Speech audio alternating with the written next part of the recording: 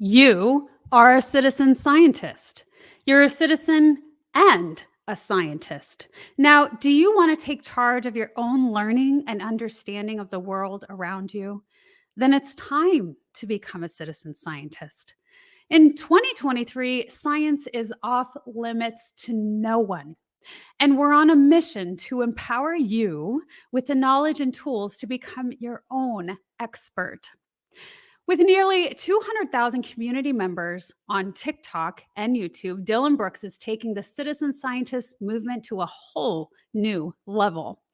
Join us on this incredible journey of discovery and self-education, where we explore everything from the latest research to cutting-edge innovations. Together we learn, we experiment, we challenge established notions of what it means to be a scientist. So what are you waiting for? Empower yourself and become a part of the citizen scientist community today. Follow us on TikTok and YouTube, and let's change the world one discovery at a time. Don't forget to like, comment, and share with your friends and family. Let's spread the word and inspire others to become a citizen scientist. Welcome to the Wellness Driven Life Show. You're about to go on a wellness driven ride.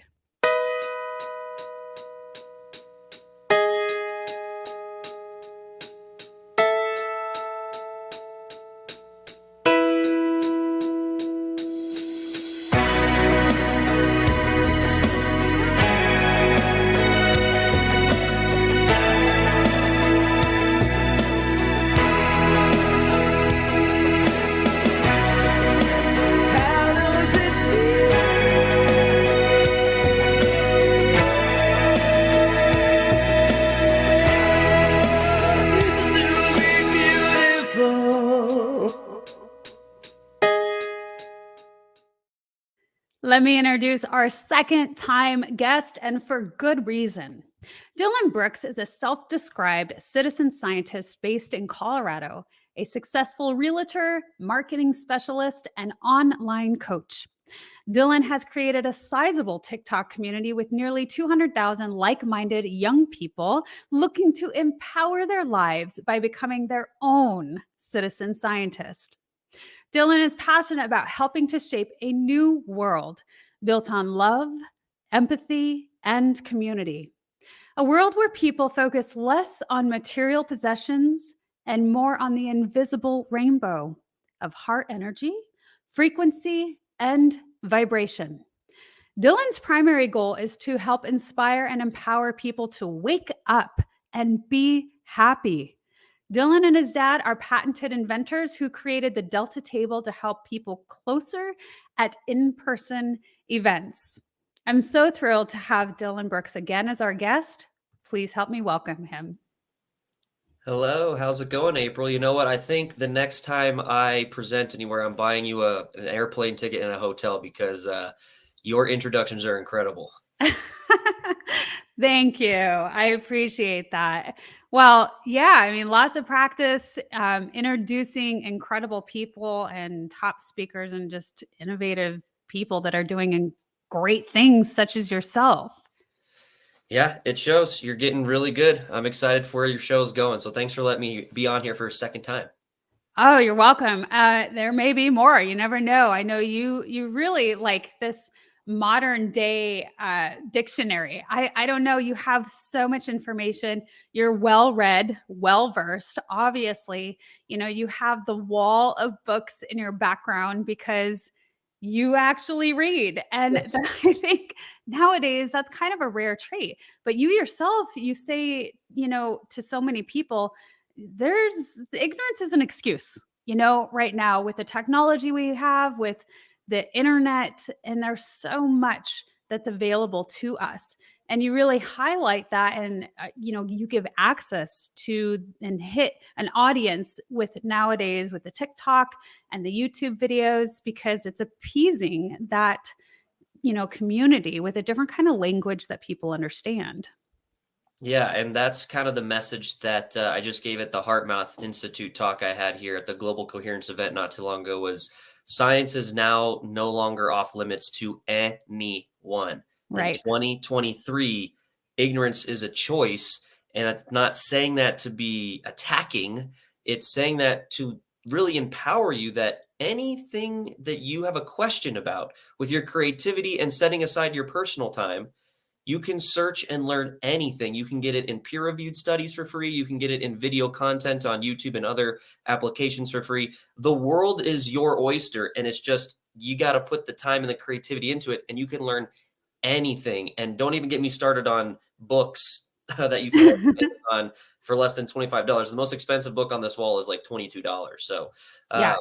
it's up to you. And I think we live in a time where we can really start empowering one another through the knowledge that these incredible people have given us in the form of books and video.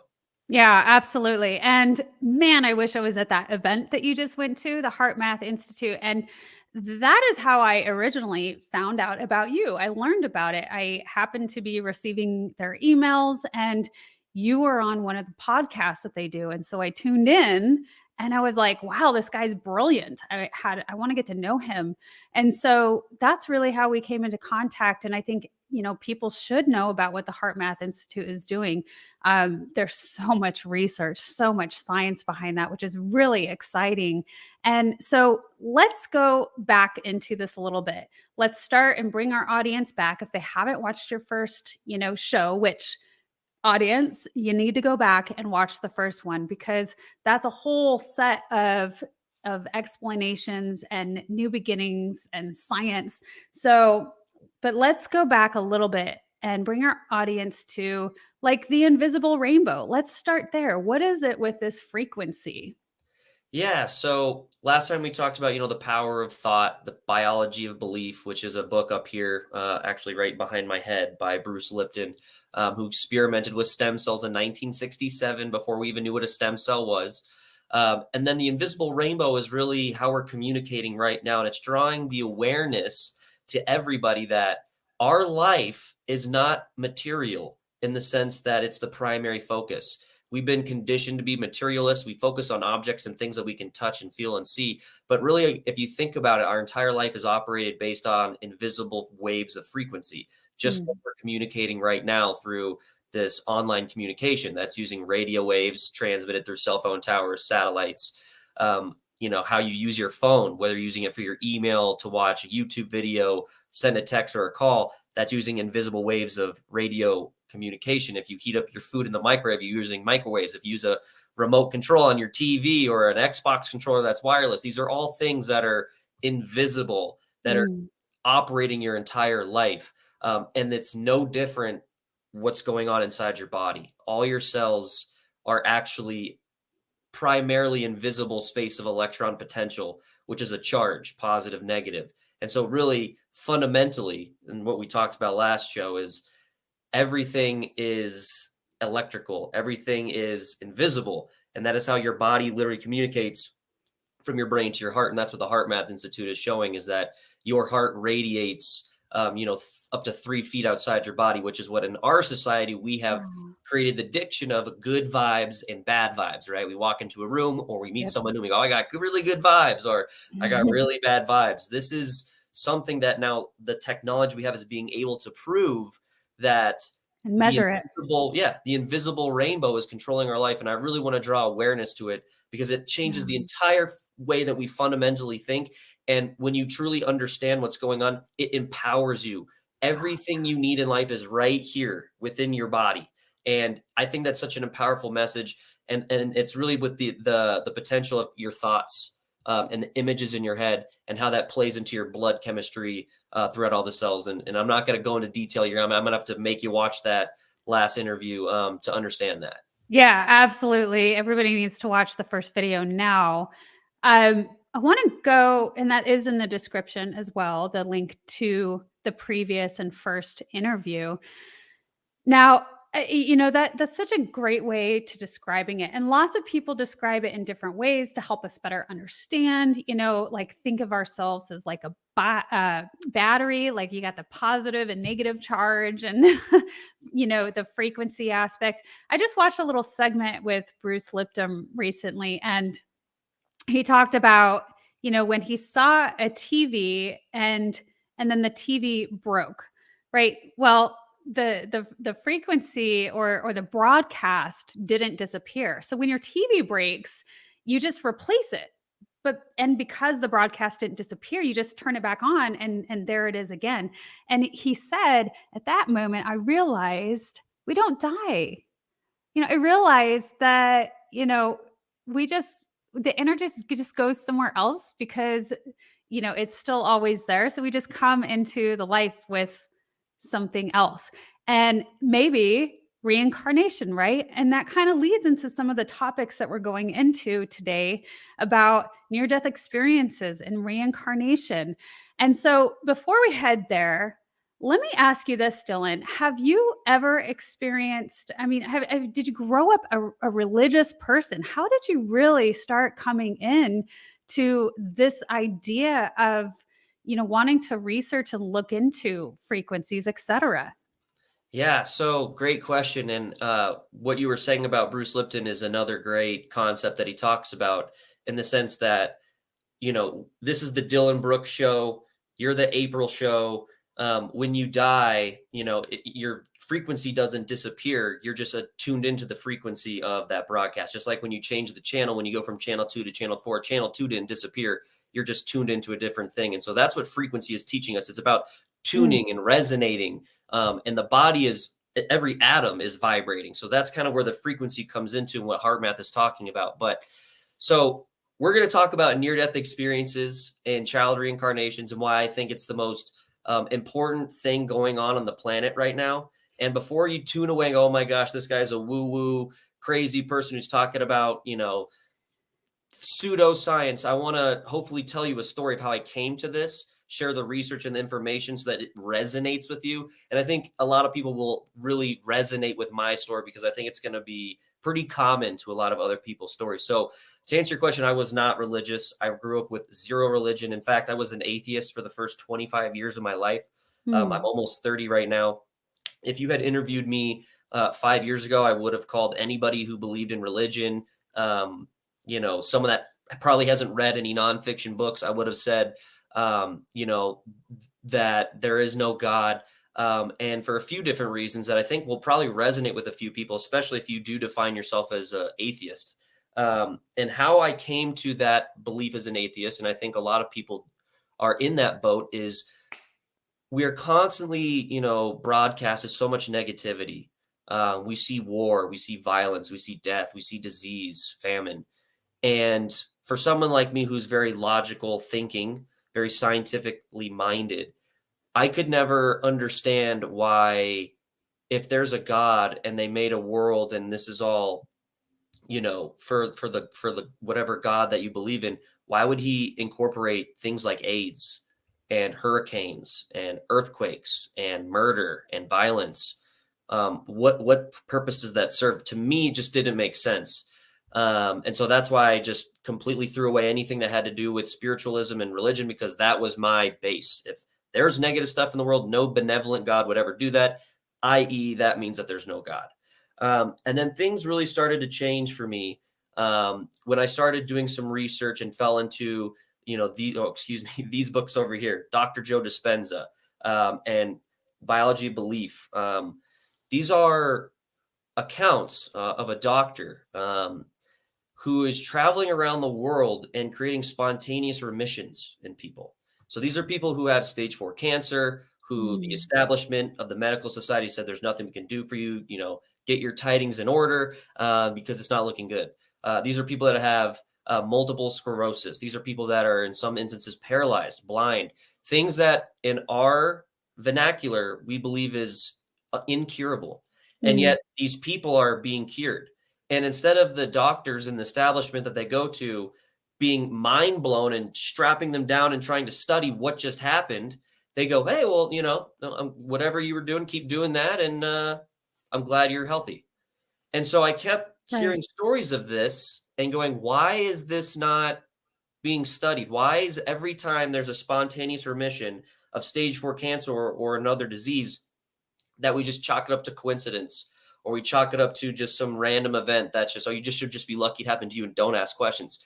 Well, if you know anything about me, I'm asking questions because I don't have a dog in the fight. I just want to know the truth. And so Yeah. I'm very open-minded. My beliefs can shift if you give me new information. And so that's really where I started going, wait a minute, there might be something else going on here. There might be a power. There might be something else happening that we just can't understand. And humans, we have to put labels on things. If we don't understand it, then we just kind of throw it away and don't really want to deal with it because it's for lack of a better term, it's mind blowing. It literally blows the mind to the point where I can't label it. I don't know what's going on. I'm not going to study. I'm just going to say that's coincidence and chuck it to the side. So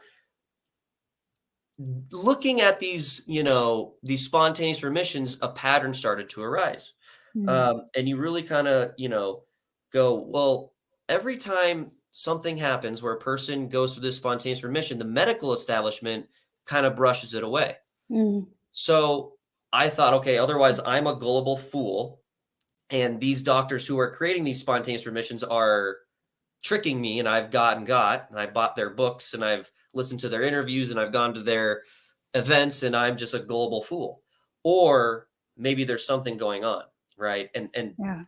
Dr. Joe Dispenza, Greg Braden, Bruce Lipton, they have teams of scientists now, Yeah. particularly from the University of Virginia, that follow them around and are doing brain scans before and after. They're doing heart rate variability monitors before and after. They're using squid monitors and random number generators in the room before and after these events, and are showing real energetic changes, Yeah. which is what I was talking about with that invisible rainbow. We now have the technology to test the invisible. So now you can't just chuck it away. You have to actually look at the data.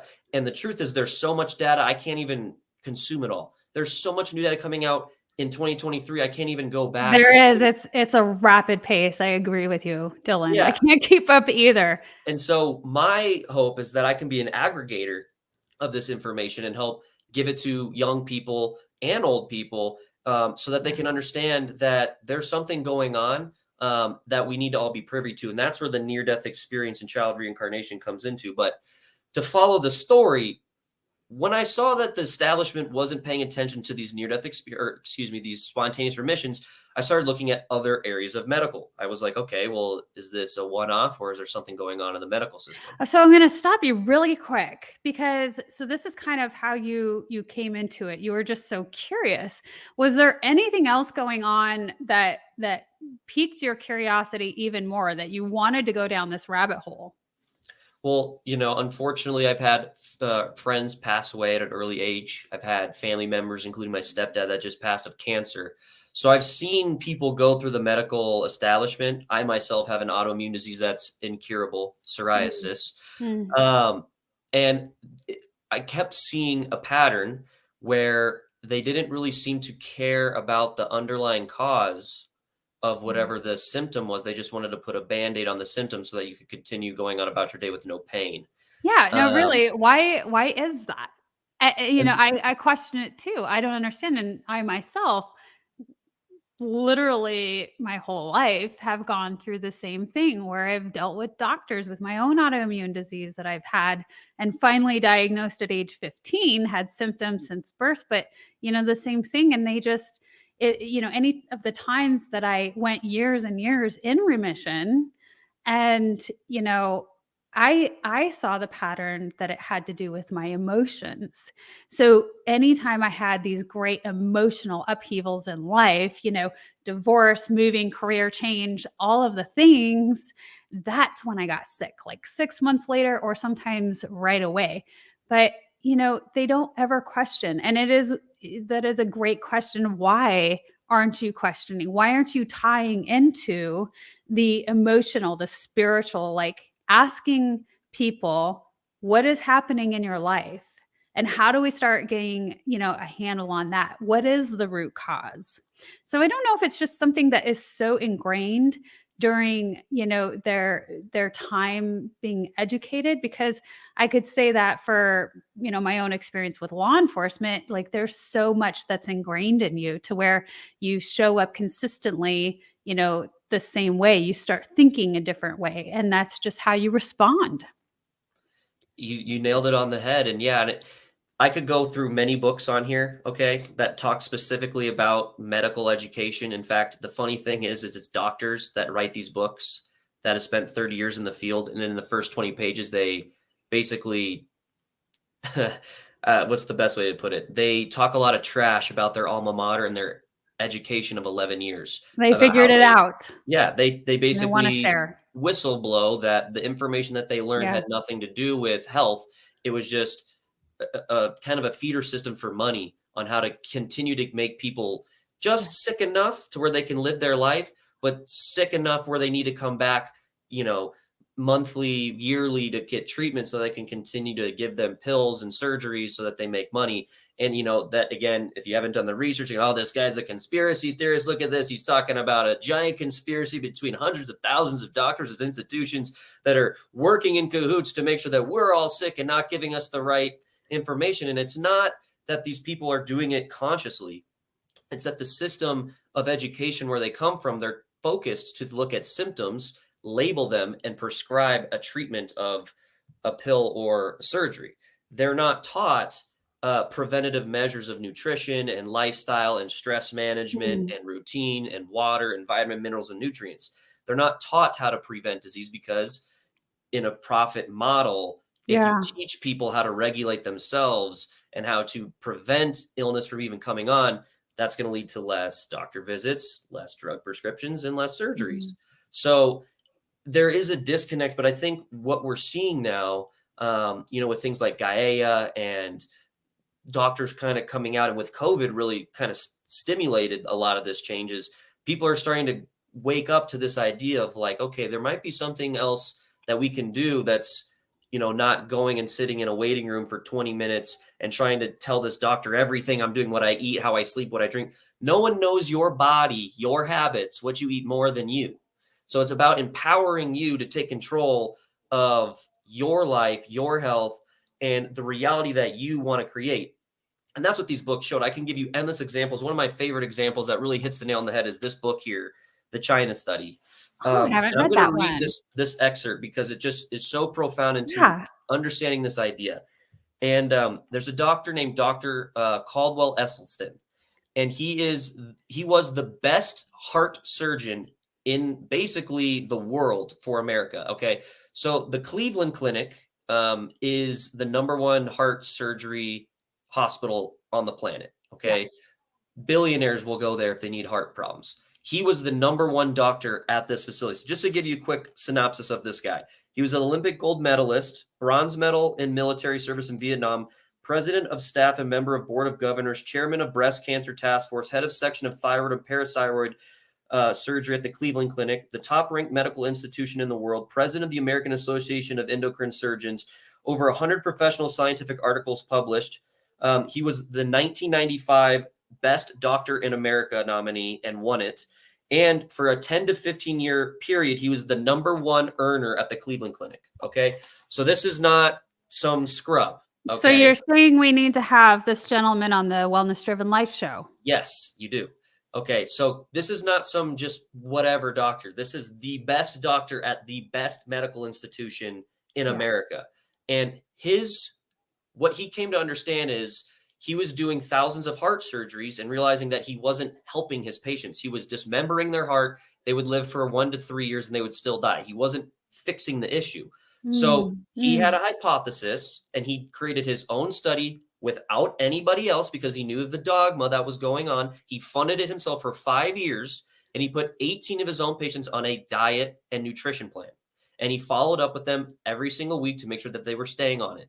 And after 5 years of this nutrition plan, they lost all cardiac health issues. Okay. All 18. They Okay. didn't need surgery. They didn't have cardiac issues at all. So he took this study that he self-funded and took it to the Cleveland Clinic. And long story short, they told him to get lost. They told him, we don't want to hear about this because we make money from Wow. surgeries. We do not make money by empowering people to change their nutrition. Yeah. Now, because he wrote this book and he's been such a huge whistleblower with the background that he has, the Cleveland Clinic has now just recently implemented his nutrition program at their hospital where he is in charge of it. But it's still super taboo. And so this is just an example that I can give you of someone trying to empower their patients through nutrition and just their lifestyle through stress management and all these things, Yeah. exercise, and them saying, well, we're basically going to kick you out, even though you're our best doctor, because you're trying to hurt our establishment of how our power dynamic and money is. And there's a Yeah. really great Netflix show, and I recommend Netflix documentaries, and everyone's like, Dillon, whoa, man, you're recommending a Netflix documentary? That's your source, dude? Yes, because I try to recommend these books. I buy them for family members. I ship them to family members. I pay for Yeah. them. And then I'll come 6 months later and it's collecting dust. So I've tried the approach of making people try to buy these books. For some reason, people don't like reading. I get That's that. okay. So I try to come down to your level. That's why I make TikToks and videos. And that's why if I've come Yep. across a really good documentary on Netflix, which all of you have, I recommend it, not as the primary source, because they do a really good job of putting these books into a visual theatrical production. One of those is called What the Health. And basically in this show at the 45-minute mark, you'll see him interviewing the Diabetes Association. When he brings up meta-analysis study, the president goes, I'm not talking anymore. And at the 51-minute mark, he literally has a conversation with a medical staff member outside the hospital where they say exactly what I just told you, where we're not going to have this interview because the hospital makes money from surgery. So we're not going to talk about ways to improve health through diet, Yeah. nutrition, and lifestyle. So that's just an easy way to get an introduction to kind of the pattern from different doctors in different locations at different ages, at different times, with different specialties, all kind of coalescing to the same thing. And that's kind of where my atheism kind of shifted, because now I'm like, okay, there's spontaneous remissions. No one's looking at it. The establishment doesn't want to hear about it. So, what's going on?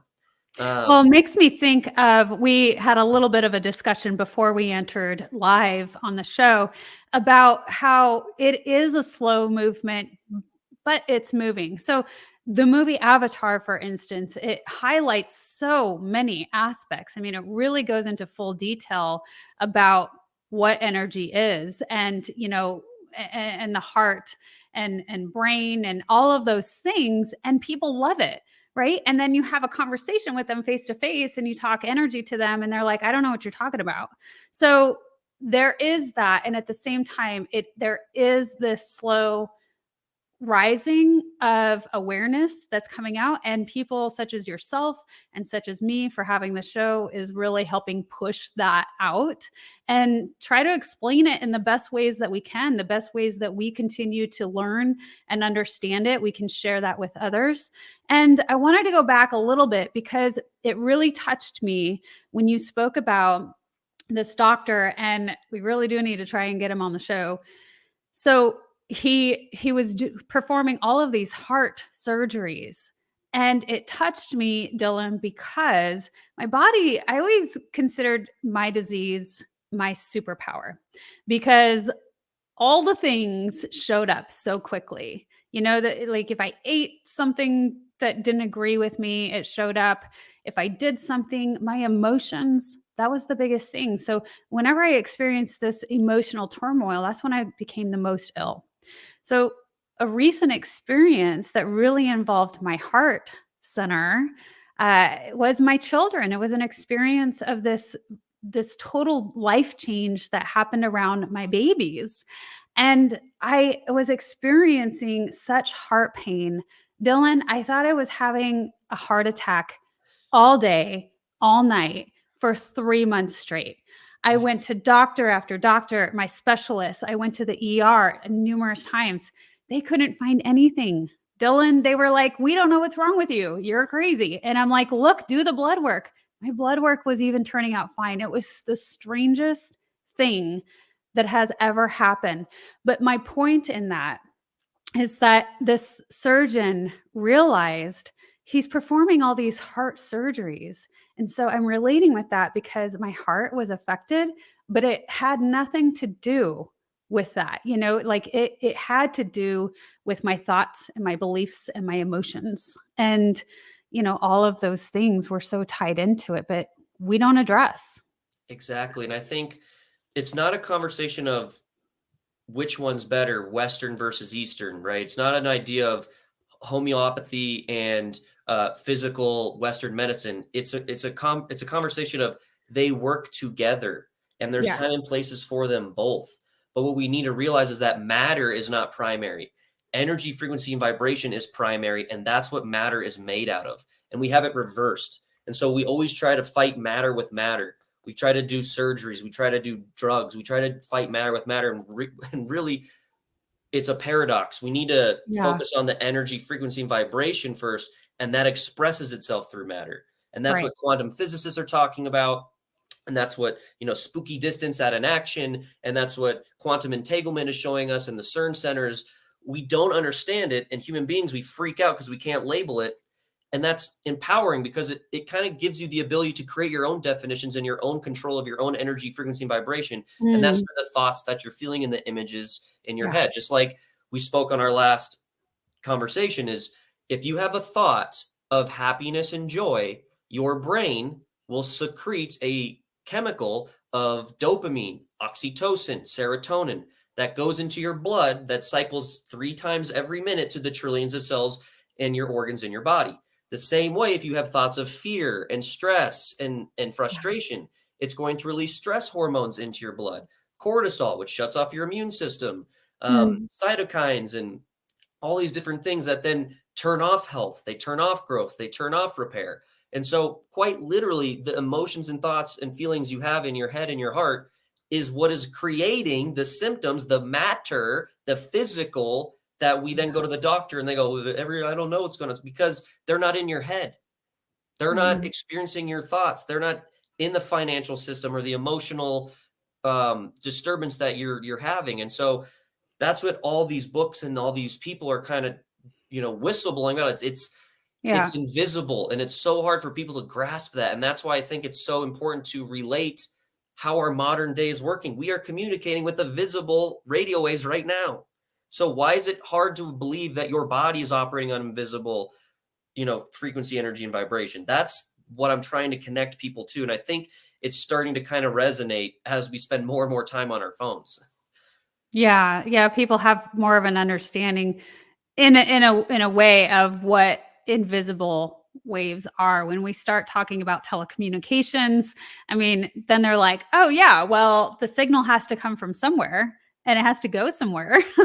So yeah, if we start thinking of it that way, it starts to make sense. Now, um, I'm curious how you went from, the spontaneous into the child reincarnations. Let's talk a little bit Yeah. about that. What So drew you to that? So as I started learning about the spontaneous remissions, I started going through different books and different ideas. So here's a book, Super Normal.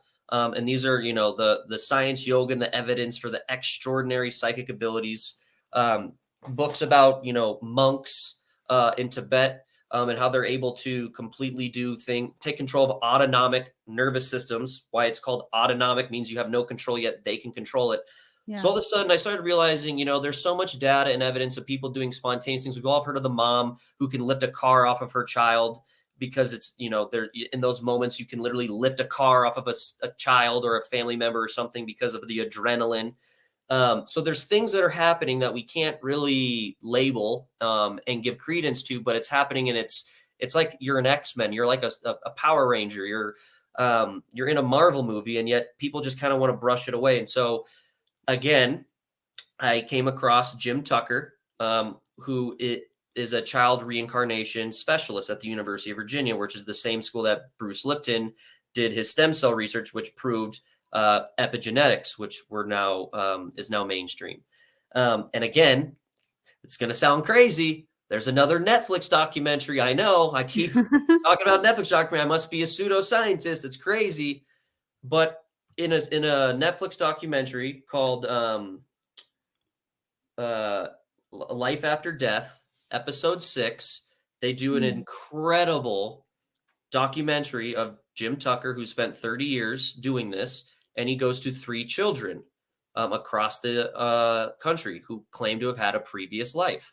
Now, why is this so thought-provoking, and why should we pay attention? Because these are children. These are children that are 4, 5, and 6 years old. They don't have dogma. They don't have the power dynamic that they're trying to maintain. mm, They don't have a dog in the fight. They're pure. They're just sharing what is true to them. And when these kids talk about a previous life, they know the names, they know the family dog, they know the address of the home, and then we're able to verify these things. So he goes to these kids, he brings them a photo of 5 houses, 5 family dogs, 5 businesses. One is the correct, and there's 4 dummy ones. And this 5-year-old child picks out the right family dog, picks out the family house, picks out the business, picks out the wife.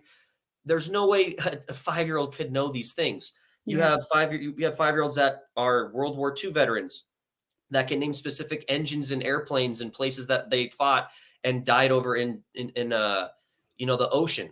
They know the names of military boats, things that you couldn't know. And the kicker is the parents are losing their minds because you have a child saying that they had another mommy, and you're like, no, I'm your mommy. So you can see the parents' visible Yeah. expression. They're rattled. They can't let it go. And what's fascinating about child reincarnations is they have the past memory from 0 to 7. And then once they hit 7, their brain waves go from theta to beta, which is what we are, and they no longer have memory of it. So you can't ask the child at 10 if they remember. They're like, I'm living my new life. I'm living this new incarnation. I can't bring about anything else. And so this Netflix documentary goes through 3 kids, and it's mind-blowing. You can't watch this and go, that's just coincidence, or those kids have a crazy imagination.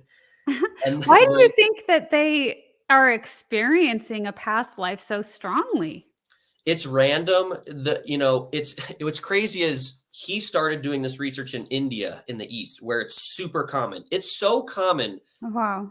reincarnation in the East, that when a grandparent dies, people will make markings on the inside of their wrists and ankles and post it onto a bulletin. And then when a child is born, they'll go, hey, I have a child who has this mark. And then people go, oh, that was my grandfather. That was my grandma. It's Wow. just so So it's common. that fast, like within the same lifetimes even. Yes, sometimes it takes decades, sometimes it takes a few years. It's pretty random. But so now you're looking at children who are not, they don't have any interests other than telling their truth. So now you're looking at spontaneous remissions. You're looking at children that are recounting past lives. We're able to then verify that what they're saying is true. And then that led me to near-death experiences. And this is where it gets really profound, because near-death experiences are common, okay? These are Yeah. not rare. In fact, Yeah. they're so common in the United States, it's estimated that between 20 and 30 million people have had near-death experiences. Wow. Worldwide, it's 1 out of every 10. So we're talking about almost 1 billion people alive right now that have had near-death experiences. So this is something that's a common phenomenon. This is not rare. And what happens is when you listen to a lot of these, which you can just listen to on YouTube, you can also read books, but YouTube is a great free source to listen to these, is there's a pattern that emerges. They go through the same experience. And I'll just give you the experience. I'll give you the pattern. So those that have not listened to near that experience get an idea. But what happens is they will die. They have an outer body experience where they're able to perceive everything around them. It's very common that this happens during surgeries in operation, and the doctors think that they are dead, and yet they're able to tell what they said, who performed what surgeries on them, in the order that it happened. Wow. They have this outer body experience. They then get sucked up through the ceiling. They go through what they call a void, which is just a black space. A light approaches them where they've never felt more love, warmth, compassion in their entire life. Every single person, I've listened to 200, they all say, imagine the most incredible love you've ever felt for a child or a dog or a family member, and times that by 1,000,000. They then have a life review where they watch their life through the lens of the people around them, feeling what other people feel from their vantage point, interacting with them. So there's no judgment, Wow. there's no heaven, hell. That It's would just be them. cool though, Yeah, right? it's just them And experiencing. terrifying to feel what other people feel when you're interacting with them. Exactly. And then they go, oh my gosh, they have a sudden sense of knowing that this is their main home, and that this incarnation is like a classroom. It's a video game in a sense. Yeah. And they always go, I don't want to go. And then the source, which people refer to as God, Jesus, love, source, energy, it's different for different people, is no, you need to go back and tell your story. And it's kind of what I've deduced is it's kind of a intelligent mechanism that is purposely done, because I told you it's common. Millions of people have this experience. I mean, if you want to know how common it is, 150,000 people every day die. So today, 150,000 people around the world are going to die. That is a fact. Another 400,000 are going to be born, which are some of the child reincarnations, but 150,000 people die every day. So it's a very common experience. What it tells me a little bit, if I could interrupt for just a second, is that, everybody, it's almost like people coming into this truth, this understanding, this knowing, this awareness in their own ways. Like, I had to do it through my own health journey. A lot of other people do that. I didn't have a near-death experience. Well, I've probably had a few actually, but I didn't really experience the description that you had. But I came to this understanding of there's something bigger than, and then going into Joe Dispenza's work and being like, oh my gosh, this is everything I knew, but I didn't know how to explain. So that's brilliant. And that's what I'm gathering from this. It's like, if there's so many of these happening, it feels like there's like this influx of people coming to that knowing and that truth, to be able to spread it faster. Exactly. And it's a pattern, right? Yeah. That's what makes it so compelling, is it's repeatable. These are people that are different ages, different genders, live in different places, that speak different languages, have different religions, that are all having the exact same experience. And when they talk about it, you can feel their passion, you can feel their love, you can feel that these people are otherwise the greatest actors and liars of all time, and then they should be probably going to Hollywood to get a new career, or they're just truly speaking their authentic truth. And that's what you learn. And what I'll talk to that, because again, a lot of people, my sister, a couple friends, they go, oh, dude, that's the hypoxia of the brain. That's a DMT release of the brain. When the body dies, the brain releases these chemicals that creates this hallucination effect that makes Dillon, what is it? What is it about family and sometimes people that we're really close to that just think we're off our rockers, or like they don't want to believe in us? because it's this revolution of what I call fake skeptics, okay? Because people like to say they're skeptics, but in order to be a skeptic, okay, very important, you have to actually review the information with an open mind and spend hours researching it, okay? So a skeptic goes, okay, I don't believe in near-death experiences, but I'm going to be a skeptic. So I'm going to go look at data. I'm going to go listen to videos. I'm going to go research peer-reviewed studies. And then after I put in hours researching it, I'll come back to you and go, hey, on page 5 of this study, I had an issue with this. On at the 20-minute mark of this video, I had an issue with what this was said. On this book, on page 15, the author said this and that made me question. They can cite issues from the research to then have a dialogue. Most people that claim they're skeptics go, oh, that's not real. And then they never spend a single second, researching it. That's not a skeptic. That's being a closed-minded individual. You're not even willing to read the information or be open-minded about it. That's not a skeptic. You're just a closed mind. Because what has happened is so many people identify themselves with their beliefs. And so if their beliefs are challenged, then their entire identity is challenged, and they don't want that because it is a very difficult process to go through changing your entire beliefs and identity. So that's the issue that happens with this. But what I really love, and this is going to tie in great, because a lot of people with the near-death experience and child reincarnation is they have some religious background, they're an atheist or whatever, and it goes against the religion, whatever it is. However, we've had so many accounts of near-death experiences. They ask questions. When you have this near-death experience, people can ask all the questions that's on their mind to source, which, again, people refer to as God, Jesus, Buddha, whatever it is. And the common question that people ask is, what religion is best? What is the best religion? What religion should I follow? Oh, interesting. And I thought it was going to be like, why am I here? Well, yeah, they ask those questions, of course. And that gets into a whole nother thing that I don't think the audience is ready for right now. We'll stick to a little closer. Part 3 coming up. Yeah. But, a common question is, well, what religion is best? Am I following the right religion? Am I going to go to hell? What is this? And first of all, there's no hell. Okay. Second of all, what a lot of people say is this anecdote I like to use. And it's this. In the 1700s, people traveled by boat across the ocean for many months, and they would get this thing called scurvy. And what it was is a vitamin C deficiency that could lead to death. And so everyone just thought it was like, a seasickness or something. And then there was a captain named Captain Cook, and he had what he called Captain Cook's Brew. And in this brew, he had many different things like vinegar and malt and sauerkraut and an ingredient called lemon syrup. And when people would drink this, they no longer got scurvy. So it became everyone's like, you got to drink this Captain Cook's brew. You won't get scurvy. And they didn't know why it worked or what was happening. They just knew that if you drink this, you don't get scurvy. What it was is the vitamin C content in the lemon syrup. That's what was giving them the vitamin C so that they didn't die of scurvy. And that's kind of what you hear from people that come back from near-death experiences and what they're told about the best religion is. There is no best religion.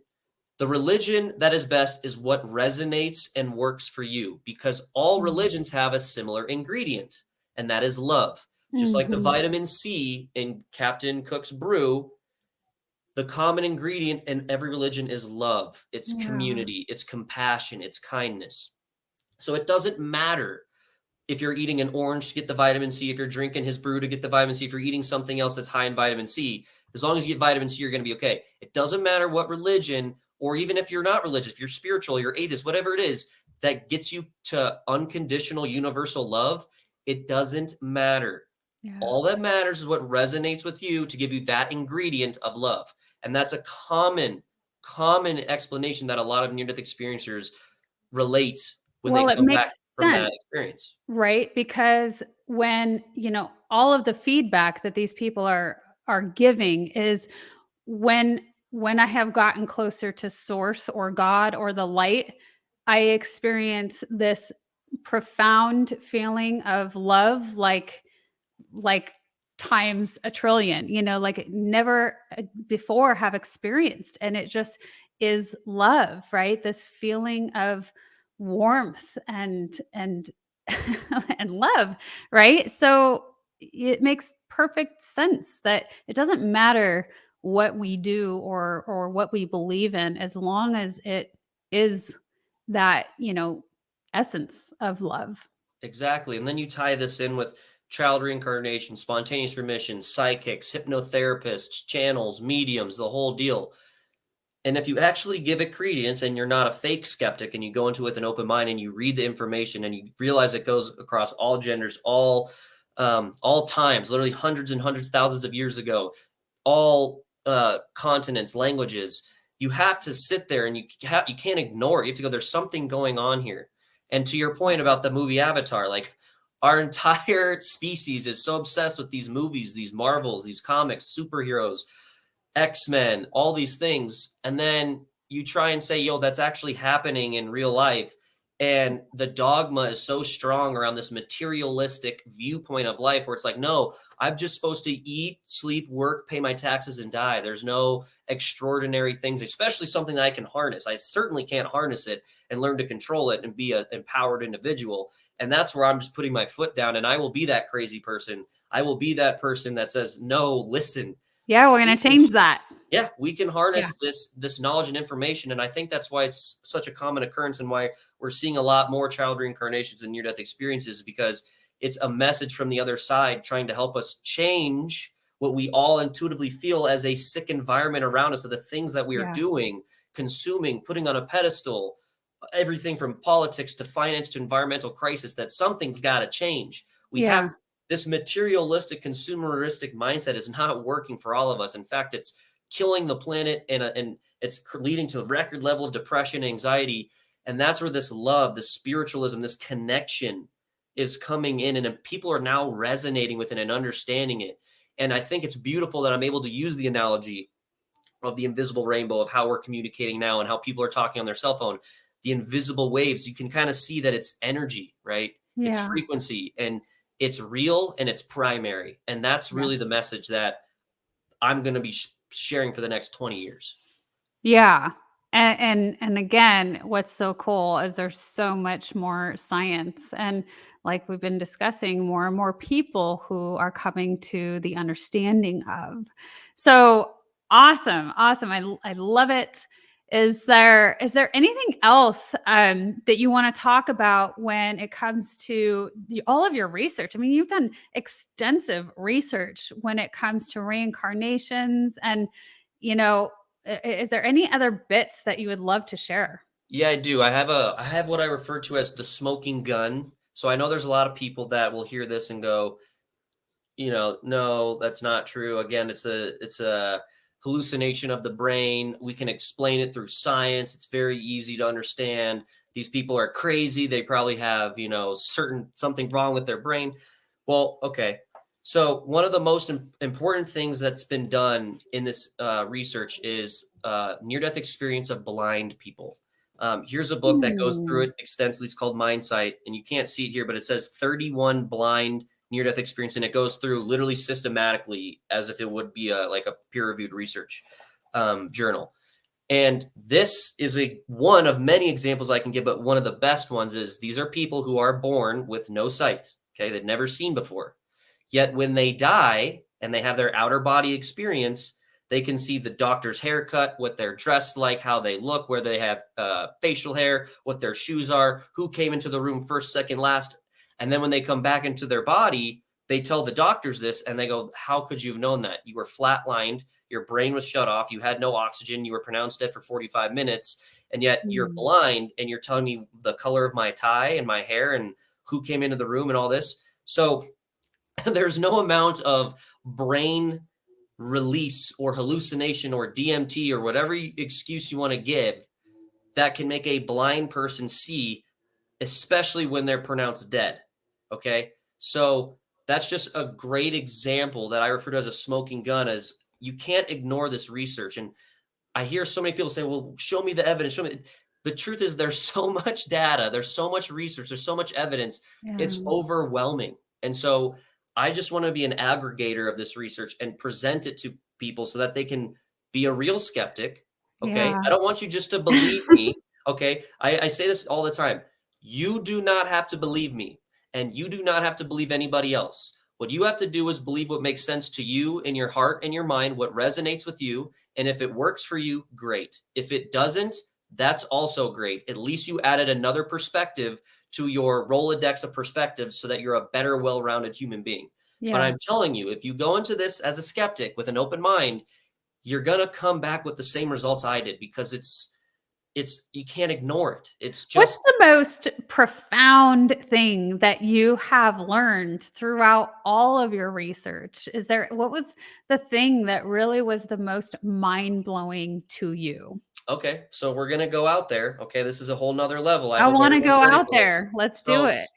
All of this culminated into me coming to what I believe is the final kind of communication technique with the other side of whatever you want to call it. And that is mediums, channels, people that literally are channeling a higher being through themselves. So you'll see this on, you can YouTube, Bashar is a great channel. People with their eyes closed and they're communicating through a channel. They're the medium. They're just like a circuit. I have seen connected. a little of this, Dillon. Yes. And so the most profound thing I've come from this is that there is a universal code of kind of how everything works. And it's very simple, and it's 3 sentences. And it is simply this, and it's very beautiful and empowering. And it is this. This is how everyone should live their life. You follow your highest excitement to the best of your ability with no expectations on the end result.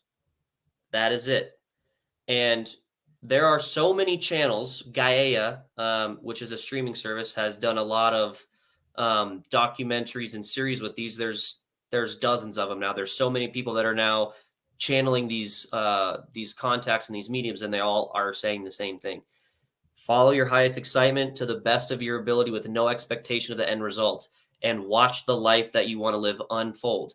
And the hard thing is that humans, we try to make everything so complicated, and we can't believe that it's that easy. And we can't believe that so I'm just supposed to not have an expectation of how I'm supposed to feed my family and make money and do all these things that life tells me to do. And the reality is the world is so profound and is so complex that we could never understand. You thinking about the expectation of creating a podcast, of starting your dream job, of pursuing living in another country, of all these things that seem so crazy that your parents would be like, don't do that. That's crazy. You could never conceptualize the people, the places, the events, and the ways of making money and financing it would come in to make it all work. You could never imagine it with your wildest dreams, the events and opportunities that would take place that would allow you to continue to follow your highest excitement. And so that is the most profound thing that I have taken away from all of this research. And again, you find evidence of this in child reincarnations, in near-death experiences, in phenomena, in hypnotherapy, even in people who take drugs like mushrooms and DMT have the same exact experiences and same exact findings of this unconditional love of your highest excitement. Yeah, So people are just doing that to try to fast track it, I think, the experience of it. exactly. And in science, the whole point of it is to find different modalities of different pieces of research from different things and see if they Mm, come together and converge on a single idea. And yeah. so when you look at people taking hallucinogenics and you look at people that have just died and you look at 5-year-olds who are claiming to have another life and you look at people who had stage 4 cancer that don't have cancer anymore and you can verify that through scans and you look at a mother who pulls a burning car off her child, they all are saying the same thing. You cannot ignore this. And I'm Mm. tired of it being ignored, and I won't allow it to be ignored anymore because it's so profound and it changes the entire way that we as a civilization can live our life. You Oh, can yeah. actually, believe it or not, wake up and be happy. You can actually wake up and feel Mm. love and feel connection and gratitude and wholeness. And that is the world that I want to create. And that is why I'm so passionate about sharing this information. Well, yeah, and can you imagine a world where everybody lived that way? Where they lived that, following that excitement and that discovery, being excited about, what's next and then, doing it to the best of their ability. I love that. And just going and doing it. And that's the action piece, right? And the bravery aspect. Like, I'm just going to do it. And then, not caring about the end result. That is so profoundly key. And I agree with you, Dylan. I would agree. If I look back on all of my research and all of the things, yes, it all does come back to that statement. Yeah, and again, it's just unconditional love, I Yeah. think that's really what we as Love a of life. society, yeah, and that's what we're missing is we're there's such an investment in our society. I'm speaking about America because that's where I live. There's such an investment in disempowerment of the global populace, Yeah. from medical to education to everything in between. They're just investing in ways to disempower because we as humans, we're all equal power. Okay. You can't get more powerful than the next person. But what you can do is you can convince other people that they're less powerful, which means that you are now more powerful because you've convinced them by telling Yeah. them that they can't do something, that they need it, my help to heal you. You need my expertise. You You need my change their knowledge. beliefs. You need my authoritative. This is good, right, or wrong. You need to follow my religion, or you're going to die. You need to listen to my laws, or these bad things are going to happen to you. So we live in an illusion where we think we have less power than those that are in control because they put so much investment in a disempowerment. And what we need to realize, and what we're learning, is that we can actually be empowered. And then now we're back on the same playing field. And I think once we have enough people reach the same playing field, it's just law of large numbers at that point, where it's just like we're going to do our own thing. That's more about like community. That's about, coming together. That's waking up and feeling love and joy and gratitude and kindness. And I think that's what all these different modalities that I talked about earlier are exist. I think they exist for that reason, to help us kind of streamline and make a faster track to that reality of a world where we have unconditional love. And that's the thing, is love is the key word, is unconditional. There's no condition, right? Right. You don't give me something and then I love you. I Yeah. just love you because I am that I am. You are me, right? We're all Mhm. the same.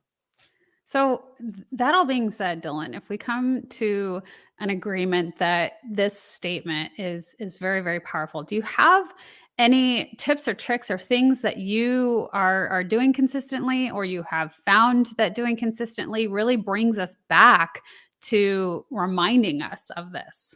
Yeah, so my biggest thing that I think everybody should do, and I'm gonna try and see if I can find my sensor here. And it's what Heart Math Institute does. I will shout their work from the rooftops, because this is a non-for-profit for the last 30 years who's been trying to say what I've been saying, but just haven't been getting any attention and information towards it. And this is this idea: you cannot calm the storm, but you can calm yourself.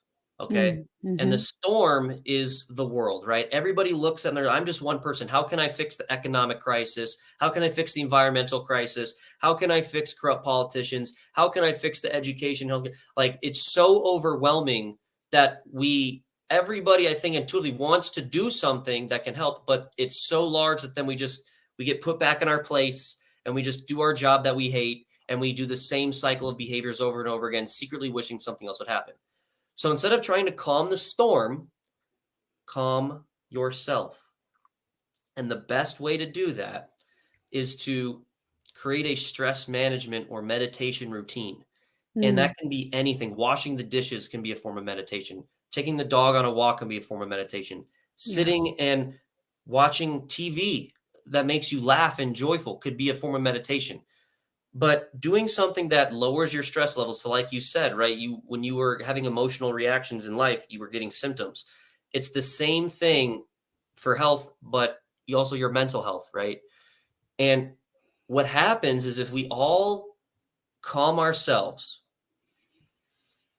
and we all go into the parasympathetic nervous system of rest and relax, of growth and repair, we give off that frequency. Think of it as you're a walking cell phone tower.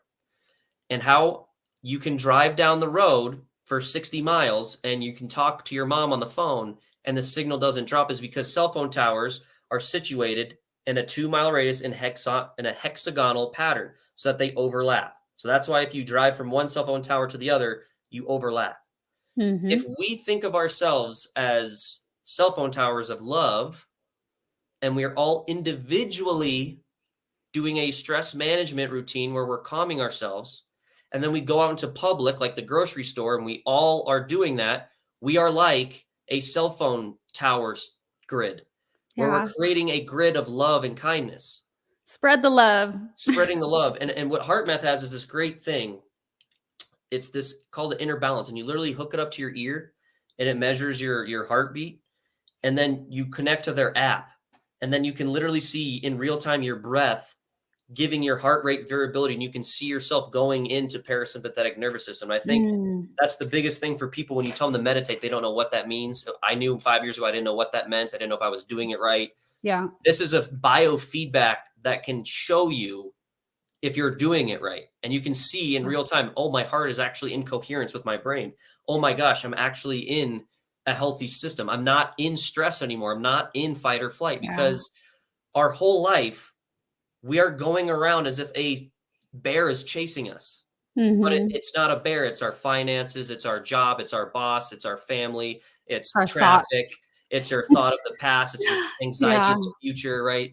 And so it's stop trying to calm the storm, focus on calming yourself, and all of a sudden, a selfish activity of calming yourself actually becomes a selfless activity when we all individually do it, because we create a grid, a cell phone tower grid of love and calm and kindness. So that's what I would recommend people to do. I'm getting calmer just talking about it, Dillon. Now I love it. Testimonially, that's what worked for me. I mean, that's the only thing that worked for me. In fact, when I was starting to come into this and, thinking about how am I going to show up? Should I do coaching? Should I do this? Should I do that? Well, Sip Life Slowly came into focus because, just what we're talking about is just slowing down that heart rate. And SIP is spiritual, intellectual, and physical, mind, body, soul, just said differently, right? So Sip Life Slowly. I never heard of that. Yeah. I just created it because I was trying to figure out, okay, the acronyms. And when I was creating the Wellness Driven Life show, I'm like, well, wellness is under this huge umbrella, and, there's all of these things, and there's finances, and, trying to, say all of this stuff, but then not wanting it to be too much or too heavy or just like way too much for me to remember. So, because so much of it, there's a lot to it, but yet it's so simple. And just, but being able to calm ourselves down. I know we talked about it a little bit before, but in law enforcement, I learned that was one of the ways that we were able to be in the present moment and focus when there was such a high tense, high risk situation. And we have somebody at gunpoint and not freaking out because your motor skills are already, like jumbled if you can't figure out how to calm down. And so much of that was taught through breathing exercises, and like, and they'll say that if you want to start learning how to sleep better, if you have sleep issues, it's just controlling the breath and lowering the heart rate, because that's essentially what it is. We're lowering that heart rate. And so being able to respond in a better way. And so that's great. Thank you so much for those tips and those tricks. I want to thank you again for being on the show. And, I'm happy to continue going forward if you want, or we can cap it and, maybe have a part 3 at some point. I know that you are just a wealth of information. Yeah, I think we've given the audience a lot to think about. We give them a lot of homework assignments, right? Yeah. Everybody search near-death experiences on YouTube. It's a free app. You all have it on your phone. And next time you're in your car or at a workout, just search any of them. It doesn't matter which one. I challenge you to listen to at least 10, and you will come back with, just tell me what you come back with. Or do child reincarnations, either or. Doesn't matter which ones, because they all resonate the same. That is your homework assignment. Homework assignment, and to please put them in the comments below. We'll get back to them and answer them. So that's a very powerful thing we have now with modern technology. Most of you will be watching the replay of this. So that comment section is still there. It still works. So leave the comments before. Let us know what you think. What are you coming back with? How are you being a citizen scientist? And Dillon, I wanted to ask you, do you have a link to the HeartMath Institute that you want to share, or should I just, include one, after this, just based on the their HeartMath Institute. Okay, That simple. website's great. Excellent. And you can find Dillon and all of his awesome stuff that he's creating, even more than we've gone over today, in little increments from his TikTok. He's really got TikTok going very strongly. And so that is going to be at Citizen Scientist. That is CITIZEN SCIENTIST.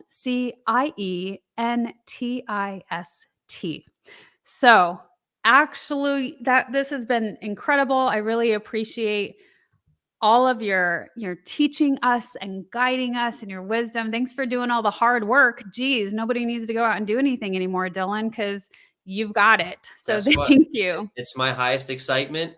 I'm doing it to the best of my ability, and I have no expectation of the end result.